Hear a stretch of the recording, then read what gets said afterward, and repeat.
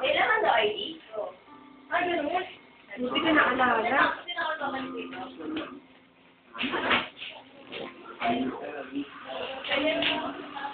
Ito ang kwarto nila.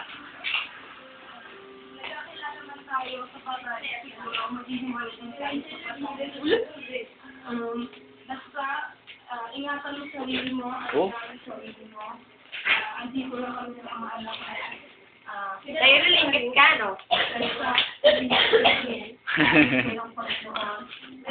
Panood ko sa kanila yan.